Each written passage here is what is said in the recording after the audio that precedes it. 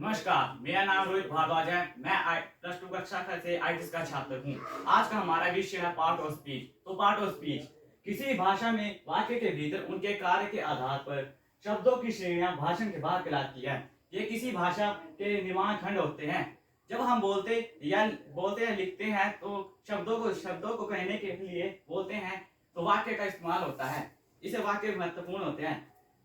इसके चार प्रकार है। यूजिंग कैपिटल, हम जानते हैं कि सभी वाक्य बड़े अक्षर से शुरू होते हैं। यदि आपको मिनट्स का संक्षिप्त याद है तो आपको ये जानना आसानी होगी कि किन शब्दों में बड़े अक्षर का प्रयोग होगा। मिनट्स सरल नियमों का एक सेट है जो आपके शब्दों को सही ढंग से बड़े अक्षरों में लिखने में मदद करता है। पंक्चुएशन, अंग्रेजी में 15 बुनियादी विराम चिन्हों या चिन्हों का इस्तेमाल किया जाता है। इनमें पूर्ण विराम जब हम वाक्य का अंत होता है तो पूर्ण विराम लगता है।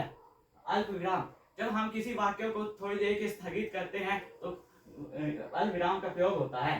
प्रश्नवाचक चिन्ह, जब हम कोई प्रश्न पूछते हैं तो इसके अंत में प्रश्नवाचक का साइन लगता है, जैसे आपका नाम क्या है। विस्मयबोधक चिन्ह का उपयोग वाक्य में किसी आश्चर्य, खुशी, क्रोध, दुख का व्यक्त करने के लिए लगता है, जैसे अरे, ओह, क्या, ओह। इसका कहते हैं कोलम। इसका उपयोग अक्षरों या संख्याओं को जोड़ने के लिए लगता है। सेमीकोलन, इसका उपयोग वाक्य में सूची, स्पष्टीकरण या अवधारण पेश करने के लिए लगता है, जैसे मेरे पास कुछ फल हैं, सेब, केले और संतरे। बेसिक पार्ट ऑफ स्पीच, वाक्य में हम जिन विभिन्न प्रकार के शब्दों का उपयोग करते हैं वे वाणी के भाग कहलाते हैं।